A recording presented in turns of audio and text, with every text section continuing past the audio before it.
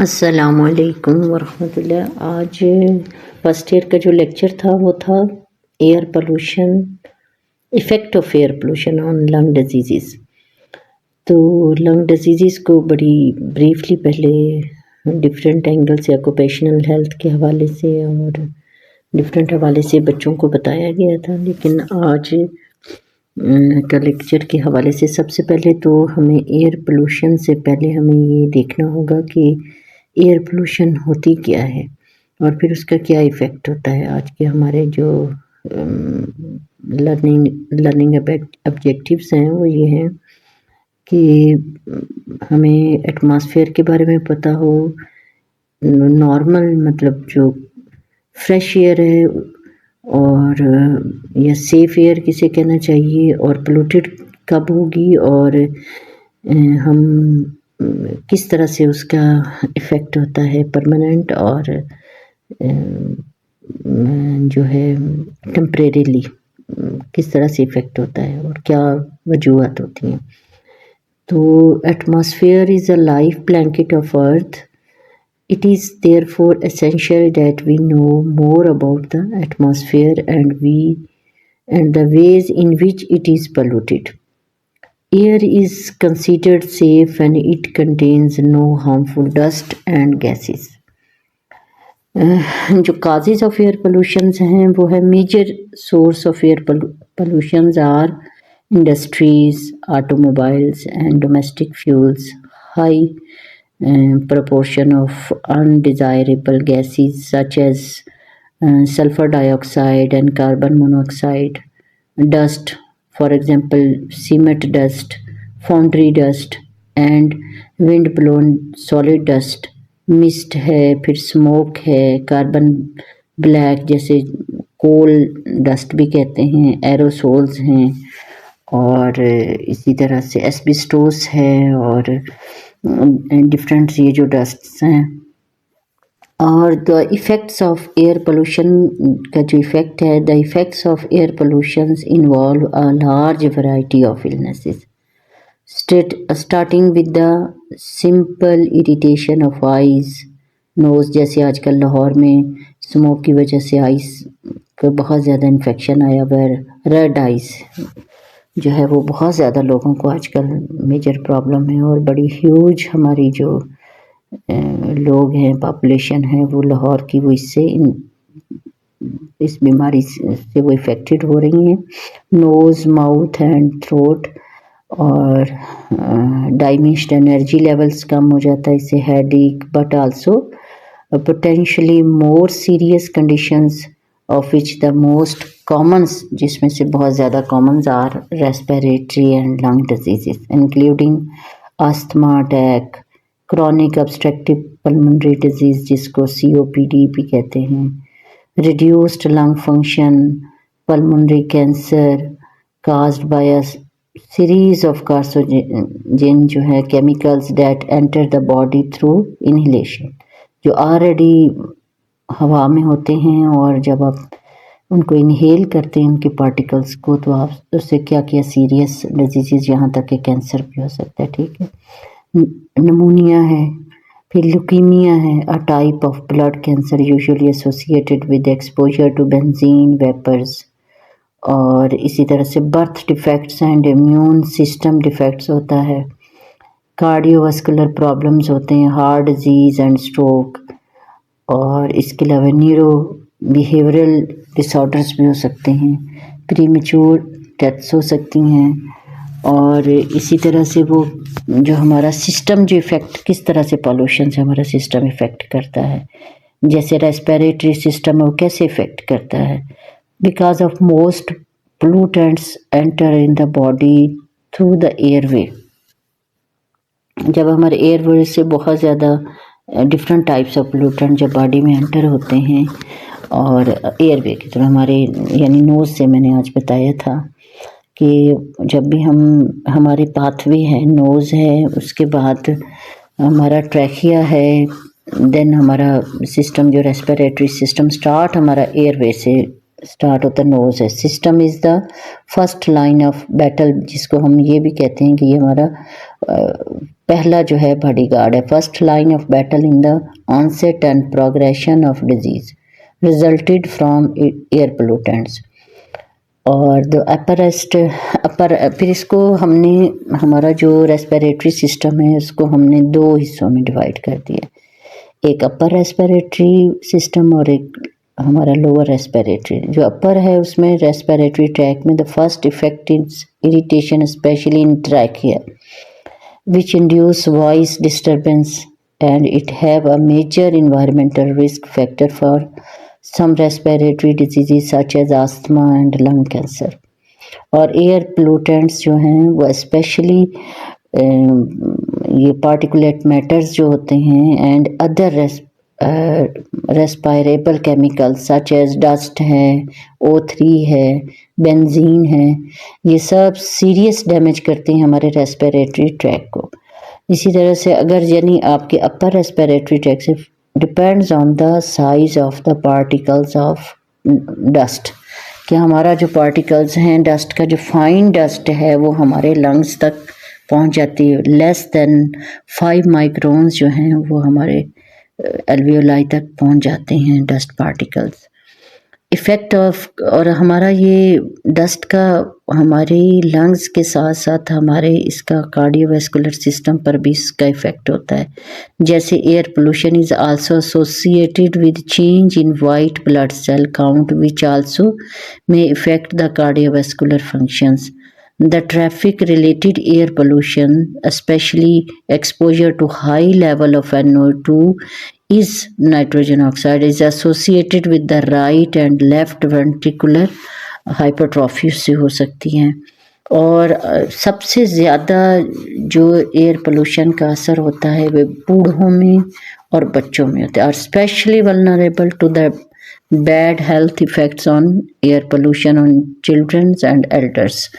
और मैंने आपको पहले बताया है कि ये एयर पोल्यूशन का असर हर बंदे पे मतलब बताया गया कि हर बंदे पे असर कैसे होता है, किसी पे नहीं भी होता। सब लोग कहते हैं कि जी मैं तो इतनी देर रहता हूँ, बाहर रहता हूँ और मैं ट्रैवल भी करता हूँ, लेकिन मुझे कभी कोई आज तक मुझे अस्थमा नहीं हुआ। कोई कहता है कि मुझे आज तक नज़ला नहीं हुआ, फ्लू नहीं हुआ, मुझे कोई मेरी आंखें रेड नहीं हुई, जबकि मैं तो बहुत ट्रैवल करता हूँ, स्मॉग में भी ट्रैवल करता हूँ। तो डिपेंड ऑन रिस्क जो है वो डिपेंड करता है करंट हेल्थ स्टेटस के, बंदे का हेल्थ स्टेटस कितना है, उसका इम्यून सिस्टम कितना स्ट्रांग है, और secondly the pollutant type and concentration पे डिपेंड करता है। तीसरी चीज़ जो है वो the length of exposure of the polluted air पे डिपेंड करता है।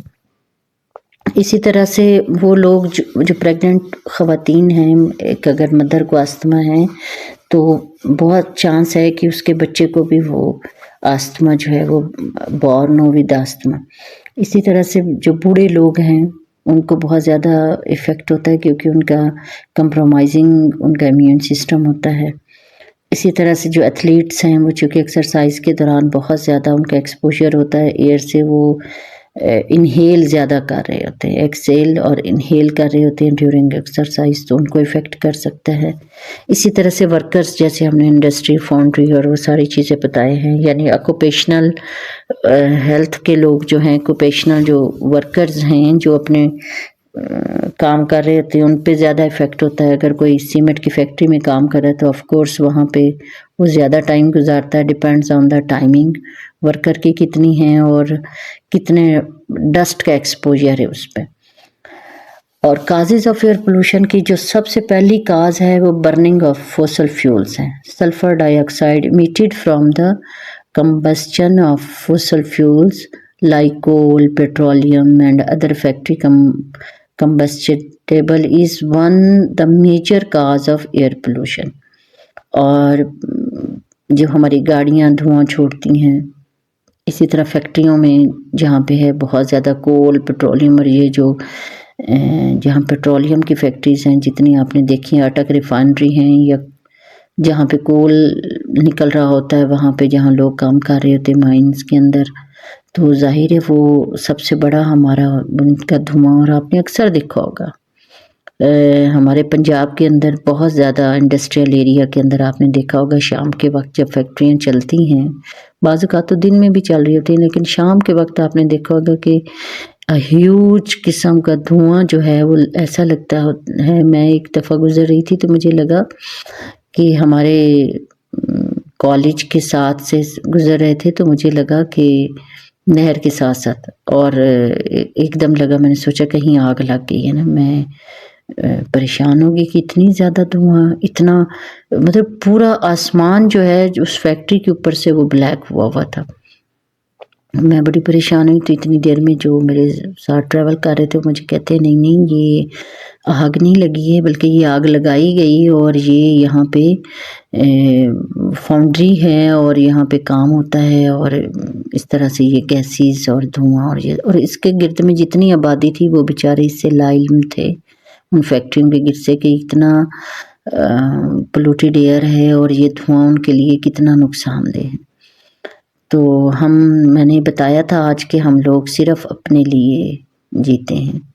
हमारे बहुत सारे एरिया के अंदर हमारे बहुत सारे लोग में ये सेल्फिशनेस आ गई है कि वो अपने लिए जीता है। अगर एक फैक्ट्री वाला काम कर रहा है, रिफाइनरी वाला काम कर रहा है, और वो इस तरह का विदाउट परमिशन लिए एयर क्वालिटी इंडेक्स को देखे बगैर कि ये कि मेरी इस फैक्ट्री का या मेरी इस जो मैं काम कर रहा हूँ इसका बाकी लोगों पे क्या असर होगा, वो ये नहीं सोचता कि मेरे इर्द गिर्द कितनी आबादी है और इसको कितना नुकसान हो सकता है। बच्चों को नुकसान हो सकता है, प्रेग्नेंट ख़वातीन को नुकसान हो सकता है उसके अपने भी बहुत सारे फैमिली मेम्बर्स वहाँ पे रहते हो, लेकिन उसने सिर्फ ये सोचना है कि मैं आज के दिन में मैंने इतना सरिया बनाना है या मैंने इतना कोई गैसेस जो हैं उससे मैंने कोई केमिकल्स तैयार करने हैं और मेरा ये ऑर्डर है और मैंने इस ऑर्डर को पूरा करना है। वो अपने पैसों को, अपने कारोबार को और अपनी उन चीज़ों को देख रहा होता है कि मैंने इन लोगों को मैंने पे देनी है तो मैंने इनसे काम भी लेना है, और उससे कोई गर्ज नहीं होती। सेम लाइक एक एग्जांपल है कि जब हम गाड़ी में जा रहे होते हैं, आपने देखा होगा कि अक्सर गाड़ी में से लोग खाना खा के या कोल्ड ड्रिंक पी के तो बॉटल्स और रैपर्स सारे के सारे रोड पे फेंक देते हैं। तो एक दफ़ा मैंने किसी से पूछा कि आप ये रैपर्स बाहर क्यों फेंक रहे हैं, ये तो बुरी बात है रोड के ऊपर चीज़ों को फेंकना, और ये हमारा रोड है, हमारा पाकिस्तान है और ये हम इसका एक हिस्सा हैं। लेकिन उन्होंने बताया कि नहीं, हमारी गाड़ी गंदी हो जाएगी। तो फिर अगेन वही सेल्फिशनेस कि उसकी गाड़ी ना गंदी हो, पूरा रोड ख़राब हो जाए, रोड से उसको कोई गर्ज नहीं है, उसको अपनी गाड़ी से गर्ज है कि मेरी गाड़ी के अंदर खाली बॉटल पड़ी हुई, ये जो गार्बेज है ये मेरी गाड़ी में ना हो, तो रोड के ऊपर हो तो वो उससे उसका कोई लेना देना नहीं। इसी तरह से आगे चलते हैं तो pollution emitting from vehicles including trucks, jeeps, cars, trains, aeroplanes causes immense amount of pollution. We rely on them to fulfill our daily basic needs of transportation, but their overuse is killing our environment as dangerous gases are polluting the environment. Carbon monoxide caused by improper or incomplete combustion and generally emitted from vehicles is another major pollutant along with nitrogen oxides that is produced from both natural and man-made process. इसी तरह से आपने देखा होगा कि रिक्शे वाले जो हैं वो किस तरह से कच्चा धुआं मारते हुए जा रहे होते हैं, इससे उन्हें कोई गर्ज नहीं होती, इंजन ख़राब है ये जो भी है और धुआं जो है वो निकल रहा है, लेकिन उनको इससे ज़रूर होता है कि जी मैं अपने रिक्शे में से आज मैंने इतनी सवारियों को मैंने इतने पैसे कमाने हैं। अगेन वही सेल्फिशनेस कि मैं पैसे कमा लूँ, मेरा रिक्शा कितना धुआं मार रहा है मुझे उससे कोई गर्ज नहीं है, और अगर उसका कोई चालान वगैरह होता है तो वो दोबारा पैसे वैसे दे के तो सारा मामला ख़त्म हो जाता है। और हर बंदा जो इस करप्शन में, एनवायरनमेंट की इसमें और एयर की पोल्यूशन में शामिल होता है, वो इस नॉलेज से, इस अवेयरनेस से बिल्कुल बाला होता है कि ये उसके अपने बच्चों के लिए, उसकी अपनी फैमिलीज़ के लिए कितनी नुकसानदेह। इसी तरह से जैसे आगे हम देखते हैं कि जो दूसरी टाइप्स है वो एग्रीकल्चर एक्टिविटीज़ है।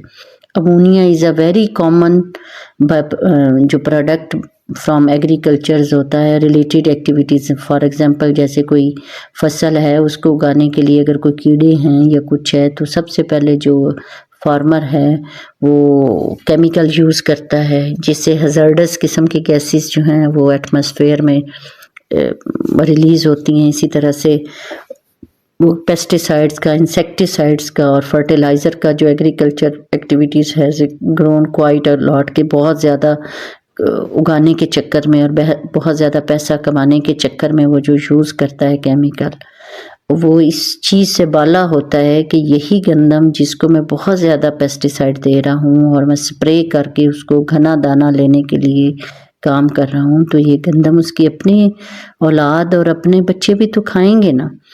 क्या करेगा वो उन पैसों से जो उसने ढेर सारी गंदम या फसल उगाने के लिए जितना पेस्टिसाइड यूज़ किया होगा, फर्टिलाइज़र यूज़ किए होंगे, उससे वो गंदम तो ढेर सारी उगा लेगा, चावल की फसल भी बहुत सारी ले लेगा, सब्जियां भी बहुत सारी, फ्रूट भी बहुत सारे उगा लेगा।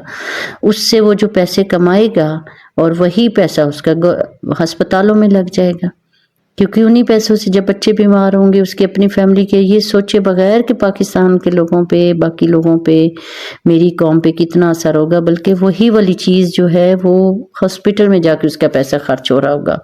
उनको ये हमारे ज़्यादातर जो लोग हैं, हमारी ये बेल्ट जो है डेवलपिंग कंट्रीज़ की, इसके अंदर ये सोच पाई ही नहीं जाती कि वो दूसरों के बारे में सोचे। वो सिर्फ अपने बारे में सोचता है कि मैं ज़्यादा काल हूँ, लेकिन वही चीज़ उसके सामने, मैं अक्सर मिसाल देती होती थी हॉस्पिटल में जब मैं काम करती थी, तो मैं कहती थी मेरे पास ख़वातीन आती थी काफ़ी ज़्यादा अनीमिक, प्रोटीन की कमी और बहुत सारे प्रॉब्लम का शिकार। तो मैं उनसे कहती थी कि अम्मा जी ये आपके घर में मुर्गी है? जी बिल्कुल है। मुर्गी अंडे देती है? जी अंडे भी देती है। कितनी मुर्गियाँ? बहुत सारी मुर्गियाँ हैं। और मैं कहती थी अंडों का आप क्या करती हैं? वो कहती है अंडे हम बेच देती हैं बेटा, क्योंकि अंडा महंगा बिकता है, उससे हमारे पैसे आते हैं, तो हमारा घर का खर्च चलता है। और मुर्गियाँ भी हम बेच देते हैं, और इसी तरह से हमारे घर में बकरियाँ भी हैं, वो हम कसाइयों को बेच देते हैं, गोश्त के लिए पैसे आते हैं। तो फिर क्या करते हैं बेटा, बस वो पैसे ना हो तो अम्मी जी की दवाई इतनी आती है, मेरा बच्चा फलाना बीमार है, फलाने को खून की कमी है, उसको खून के टीके लगते हैं, उसको प्रोटीन की कमी है। तो मैं बड़ा परेशान होती थी। मैं उन्हें कहती थी कि भाई, मैं उनको बैठ के, हमारे पास, हमारे डॉक्टर्स के पास भी इतना टाइम नहीं है कि हम मरीज़ों को ये समझा सकें, ये बता सकें कि ये छोटी छोटी चीज़ें, ये ज़रूरी नहीं कि आप सेब, अंगूर और अनार खाएं, आप टमाटर, खीरा, आप ये भी चीज़ें खा के आप अपने बच्चों की सेहत बना सकते हैं। और ये जो अपने अंडे बेचने हैं, यही अंडे उबाल के आप अपने बच्चों को दें, तो वो जो पैसे आप कमा के फिर दोबारा डॉक्टर के पास लेके जाती हैं, तो कम से कम। और क्या है कि आप हेल्दी फूड बेचती हैं और ख़रीद के गोलियां लेके आती हैं रंग बिरंगी और उनको खाती हैं। तो उससे बेहतर नहीं है कि आप उससे अवॉइड करें और नेचुरल फूड की तरफ जाएं।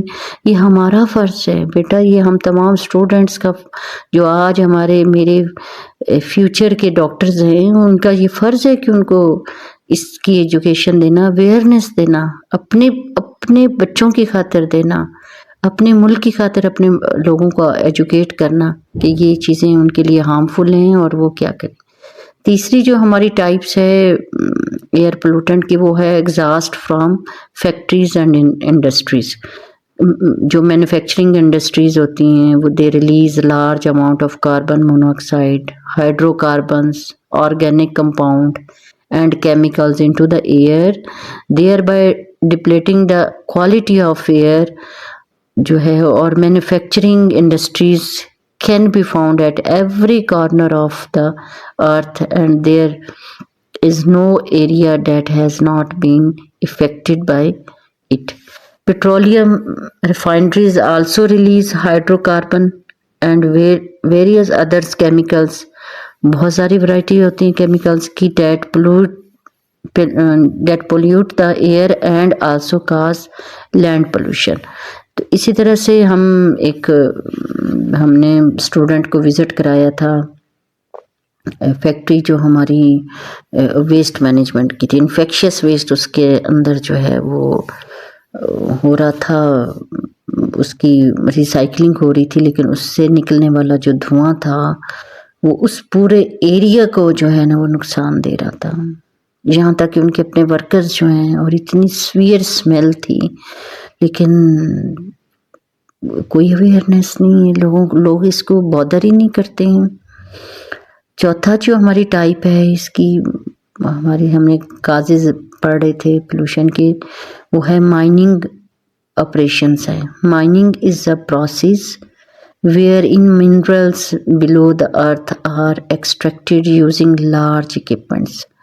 During the process, dust and chemicals are released in the air, causing massive air pollution. This is one of the reason which is responsible for the destroying health condition of workers and nearby resident. Fifth type है indoor air pollution.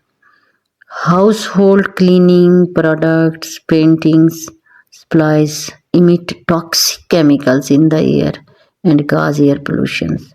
Have you ever noticed that once you paint walls of your house, it creates some sort of smell which makes it literally impossible for you to breathe. आप बिल्कुल breathe नहीं कर सकते, वहाँ पे सांस नहीं ले सकते जब आपके घर में पेंट हुआ होता है। सोचें कि जहाँ केमिकल बनते हैं, जहाँ ये पेंट बनता है, और फिर वहाँ से जो एयर निकलती है और इसके इर्द गिर्द के लोगों को वो कितना ज़्यादा नुकसान दे रहे होंगे।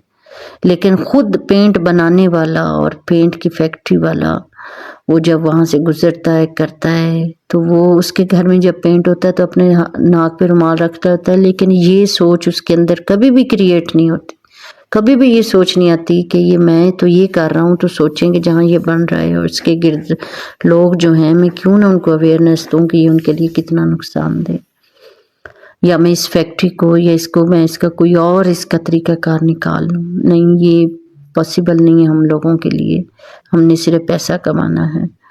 सस्पेंडेड पार्टिकुलेट मैटर है अगला, हम पढ़ते हैं कि popular bye it's acronym SPM is an other cause of pollution referring to the particulate effluent in the air. SPM के नाम से भी इसे बोलते हैं suspended particulate matter. SPM is usually caused, ये जो हमारा है caused by the dust, combustion वगैरह इसमें काम वो आते हैं। Air pollution is a significant risk factor for the number of health conditions including respiratory infection, heart diseases, COPD, stroke and lung cancer. The health effects caused by air pollution may include difficulty in breathing, wheezing, coughing, asthma, and worsening of existing respiratory and cardiac conditions. These effects can result in increased medication use, in increased doctors or emergency room visits, more hospital admissions and premature health. ये पहले हम बात कर चुके हैं इसके बारे में कि किस तरह से बढ़ते जा रहे हैं पेशेंट्स के नंबर, और किस तरह से डॉक्टर्स की भी डिमांड बढ़ती जा रही है। These effects can result in increase medication use, increase doctors हैं, एमरजेंसी है। The human health effect on poor air quality are far reaching but principally effect the body's respiratory system and the cardiovascular system.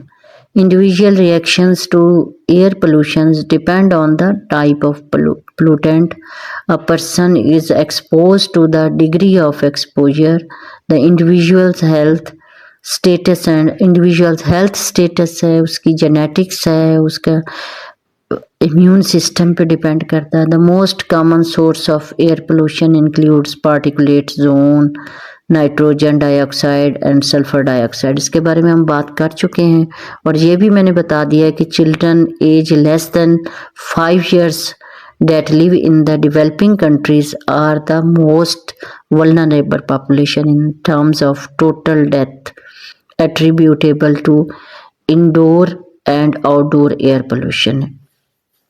इसी तरह से हमने पढ़ा था कि जो एक हमने टाइप पीछे हमने डिस्कस किया कि जो ऑक्यूपेशनल लोग हेल्थ है ऑक्यूपेशनल जिसको हम लंग डिजीज़ को निमोकनियासिस भी कहते हैं। तो जो निमोकनियासिस क्या होता है, the term pneumoconiosis was coined by Zinker to define a group of lung disease caused by inhalation of dust that are breathed in and then deposited deep in the lung, causing damage. The most common pneumoconiasis are coal workers. मैंने बताया था जो कोयले की कानों में काम करते हैं लोग, इसी तरह से निमोकनियासिस होता है, उसे कोल वर्कर्स निमोकनियासिस कहते हैं। जो सिलिकोसिस एंड एस्बेस्टोसिस फैक्ट्रीज में काम करते हैं, but many other types have been desire जो हमारे हैं usually due to inhalation of mix dust भी हो सकती है, जैसे हमारा सिलिकेट्स हो सकते हैं उसमें। और इसी तरह से दूसरी जो है हमारी एस्बेस्टोस रिलेटेड डिजीज़ जो हैं वो कौन कौन सी हैं, ये बड़ा जो मेरा दूसरा लेक्चर होगा निमोकनियासिस का और ऑक्यूपेशनल लंग डिजीज़ का, उसमें हम इसको बड़ी डिटेल से बताएंगे। बस इसमें आप इतना देखें कि जो एस्बेस्टोसिस से हमारा जेनेरिक टर्म जिसको सेवरल डिफरेंट मिनरल्स इसके अंदर सिलिकेट इंक्लूडिंग मोस्टली जो वाइडली यूज्ड होता है एमोसाइड्स है, एंथ्रोफिलाइट है एंड क्रोसिडोलाइट है, ये सारे टाइप्स हैं एस्बेस्टोस की। ठीक है, occupation in the production of asbestos produced mining में जो लोग मिलिंग माइनिंग मैन्युफैक्चरिंग फैक्ट्री में जो शिप बिल्डिंग है, शिप कटर है, कंस्ट्रक्शंस हैं, ट्रेडर्स हैं, ये पाइप फिटर्स वगैरह जो हैं, ये सारे के सारे इसमें से ये जो मैंने टाइप्स बताई हैं एस्बेस्टोस की, ये इससे प्रोड्यूस हो रहा होता है। तो people are expose to asbestos anywhere in the chain from the mine and crushers, the site of production of materials to the place where the materials are used. Indeed, exposure to waste asbestosis material at dumps is another area of concern. The major health effects from exposure to asbestosis are pleural and pulmonary fibrosis है, cancers of the respiratory tract and pleural and peritoneal mesenthelioma होने का chance होता है। इसी तरह silicosis जो है, ये मैं सिर्फ आपको थोड़ा मोटा मोटा नॉलेज दे रही हूँ, लेकिन डिटेल से हम इसको पढ़ेंगे जैसे मैंने बताया। ऑक्यूपेशनल लंग डिजीज़ में जो सिलिकोसिस है वो it's also a type of pneumoconiosis condition characterized by हमारे accommodation of silica dust in lung parenchyma में और टिश्यूज़ जो है रिएक्शन टू इट, जो इसका टिश्यूज़ का हमारा जो है पारनकैमा का लंग्स का उसका जो रिएक्शन है उसको कहते हैं। इसको हम पोटर्स डिजीज़ भी कहते हैं, पोटर्स रूट या पोटर्स डिजीज़ भी कहते हैं। ये भी ऑक्यूपेशनल लंग डिजीज़ है जो हमारी इनहेलेशन ऑफ क्रिस्टलाइन सिलिका से होती है और हमारा अपर लोब्स लंग्स को ये इफ़ेक्ट करती है। और इसी तरह से जो हमारी बाकी जो है सिलिकॉन डाइऑक्साइड और silica is most abundant compound in the earth crust जो है, अर्थ क्रस्ट जो है उसके अंदर बहुत ज़्यादा ये पाया जाता है। Where is the mostly found in the crystalline form of known as quartz. Occupations in which exposure to quartz take place are mining है जिसमें quartz होते हैं, mining, tunneling, इसी तरह stone